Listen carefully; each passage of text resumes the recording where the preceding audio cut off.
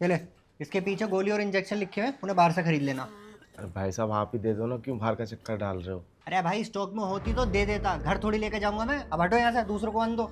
अच्छा भाई साहब, कितने की आ जाएंगी ये दवाई? यही कोई 3-3.5 हज़ार तक की। नेक्स्ट।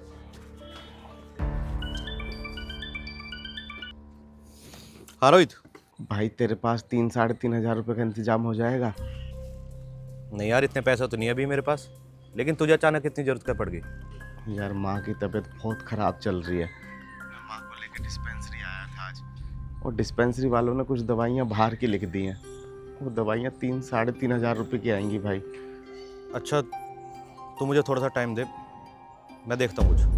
देखता हूँ नहीं भाई, कर दे भाई। माँ की ख़राब तबीयत के चलते हुए मैंने अपनी ठेली भी नहीं लगाई 1 हफ्ते से। मेरी जेब पूरी खाली पड़ी है भाई, और माँ के लिए ये दवाइयाँ बहुत ज़रूरी हैं भाई। कुछ कर दे जुगाड़ यार। तू टेंशन मत ले यार, तू माँ को घर छोड़ के मेडिकल स्टोर पे पहुँच, मैं तब तक पैसों का इंतजाम कर दूंगा। बहुत बहुत शुक्रिया मेरे भाई। मैं ना तुझे सिटी मेडिकल स्टोर पे जाके फ़ोन करता हूँ, ये दवाइयाँ वहीं मिलेंगी। ठीक है सूरज, तू मेरा ठेला देख, मैं भी आता हूँ।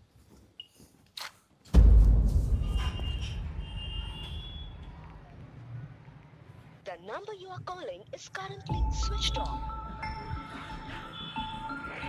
The number you are calling is currently switched off.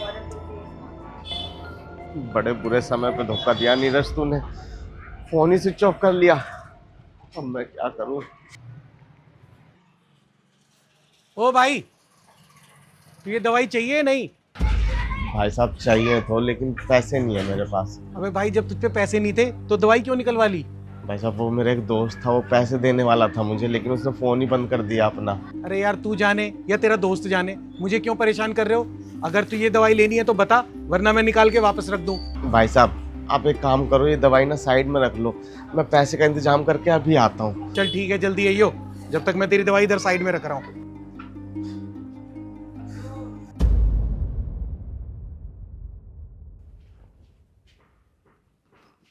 माँ सो गई प्रिया?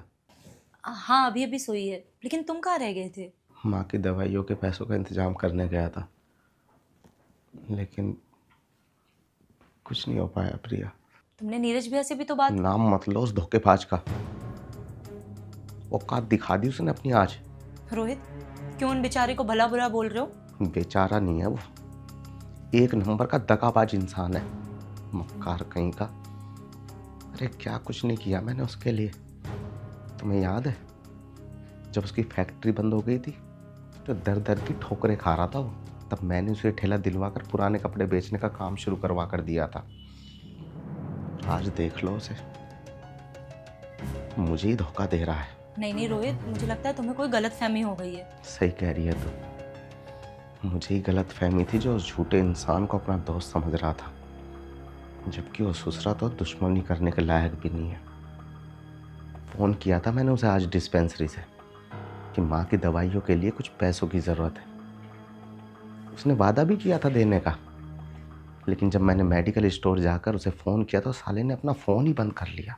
फोन बंद नहीं किया था रोहित, उन्होंने अपना फोन बेच दिया। बेच दिया? हाँ रोहित, उन्होंने हमारी माँ की दवाई के लिए अपना नया फोन बेच दिया, और वो पैसे लेके मेडिकल स्टोर गए थे, लेकिन तुम तब तक वहां से जा चुके थे। ये दवाइयाँ नीरज भैया ने मुझे लाके दी हैं, हमारी माँ के लिए।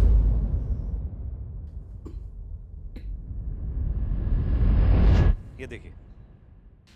नीरज,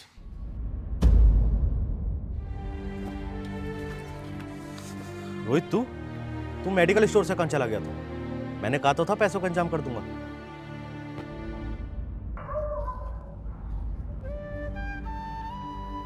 क्या हुआ भाई, सब ठीक तो है ना?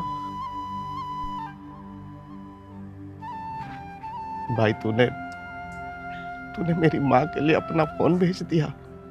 फोन क्या यार, एक मशीन ही तो है, दोबारा खरीद लेंगे। लेकिन माँ माँ होती है यार, जो नसीबों से मिलती है, दोबारा नहीं मिलती।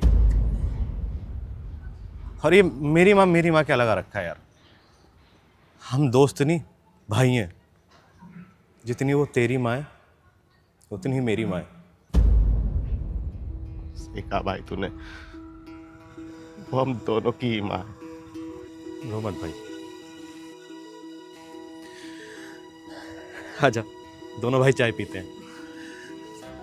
सूरज, दोनों भाई अपने 2 चाय।